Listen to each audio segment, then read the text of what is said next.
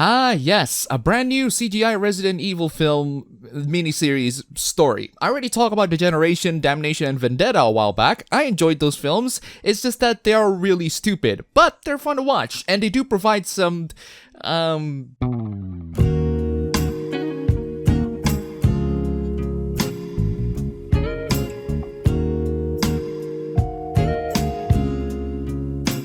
right, Infinite Darkness. This is a CGI Resident Evil miniseries on Netflix, which is quite interesting. Miniseries would imply that this entire thing is longer than a typical it's 1 hour 47 minutes total, 4 episodes long. Every episode is around 25 minutes or so, which includes opening and credits.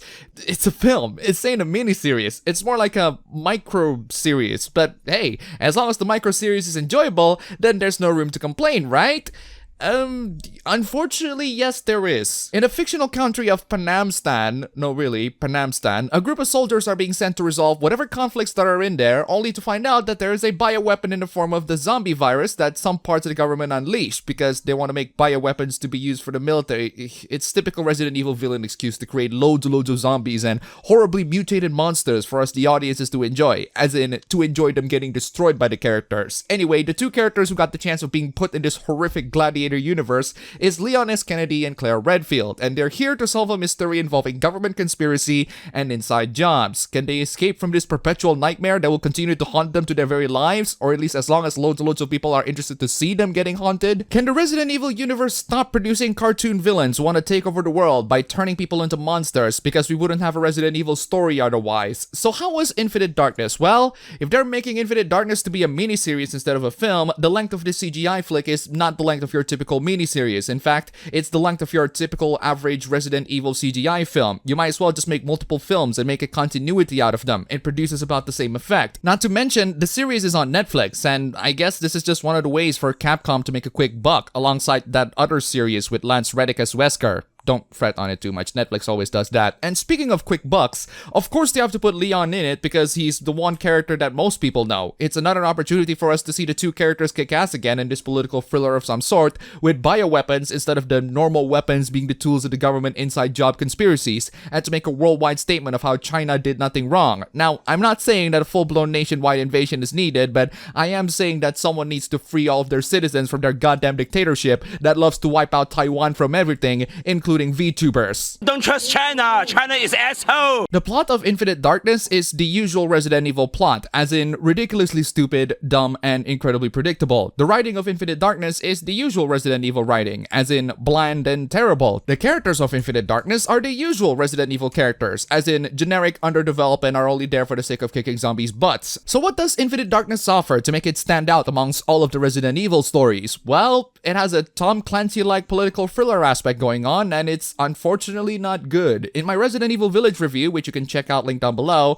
I said that Resident Evil story is good when it's focused on common everyday people and not government personnel. Infinite Darkness completely misses the mark by focusing on Leon, a government personnel. It's that shift of perspective to the common everyday man that the mystery reveals are actually more interesting. Unfortunately, if we have someone with a significant role in the series, the scope becomes bigger and the story gets even sillier. I have already accepted that Resident Evil's plot is just a parade of cartoon villains queuing up to invest in some biomedical corporation that's gonna create all of these horrific monstrosities for us to shoot and tear into pieces, but this miniseries is treating itself like a freaking Tom Clancy series, and I can only buy that about as much as seeing Jim from The Office as Jack Ryan. Oh wait, they actually did that. One of the significant plot points of Resident Evil Infinite Darkness is Leon's relationship with the President of the United States at the time, which you're not gonna get a lot of development for in this series. This series requires you to know the plot of Resident Evil 4, where Leon saved the President's daughter Ashley. While the film briefly mentions her and even shows her picture after 2 years if you're one of the few people who yearn to see her for your own critical academic importance, it's definitely not meant for the newcomers of the series, especially considering how Resident Evil 4 is like decades old at this point. The timeline choice is really odd too. The series takes place after Resident Evil 4, Revelations, and Degeneration, but before Resident Evil 5, Damnation, Resident Evil 6, Revelations 2, and Vendetta. I really don't know why it has to specifically take place there. The entire series of established established that we just want to move on into a new thing after Resident Evil 6, where the previous characters from the series like Chris get to be put in new and more interesting roles after Resident Evil 7 pretty much soft rebooted the series. And while I really enjoyed your remakes, Capcom,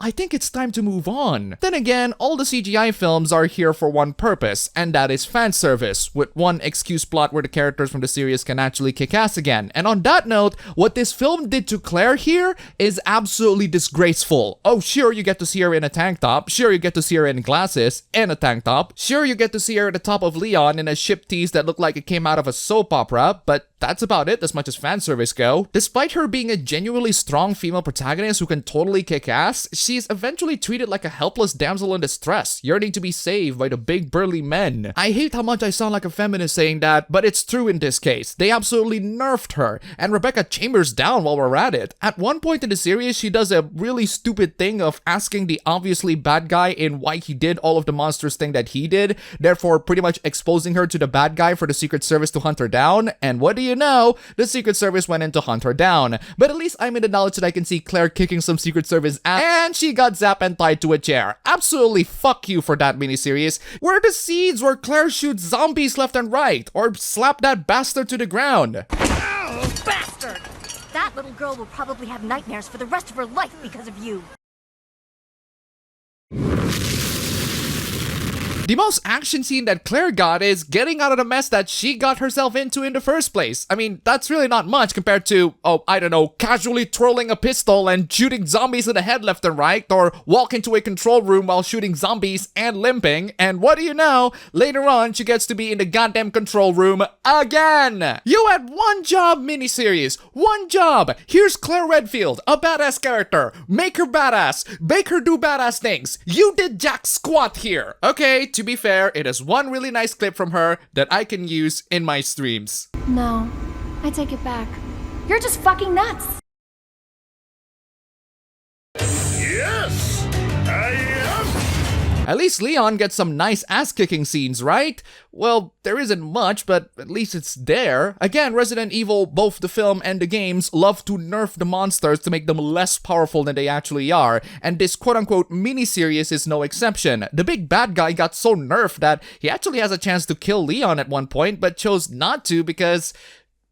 actually, I don't know. The film's excuse is that he's just incredibly lucky, and that's it as far as answers go. He's just really freaking lucky to be alive all the way up to this point, and his luck stat is dependent on the amount of people who want to see him alive throughout the series. But if he is incredibly lucky, and you're aware that he is, at least do your best to hide it. The action scenes overall are not that impressive. It's a Tom Clancy-like political thriller, so don't expect a lot of action and expect more of government conspiracy stuff, except it's been written in a 5-year-old's understanding of what political thrillers are. That's fine in the context of the overall Resident Evil series, where the focus is less on international politics and more on fighting against zombies or evil cults and organizations that are conspiring to take over the world. But when you put a focus on it, the cracks and flaws are getting more apparent. Overall, I don't really know why Resident Evil Infinite Darkness has to exist. I don't know why it has to be a miniseries where this could have been just a film with the incredibly short runtime. I guess it's so that they can have a second season to make the chronology make sense, but you're shooting yourself in the foot when you set it in the weirdest place in the Resident Evil timeline. The last one at least has some over-the-top action and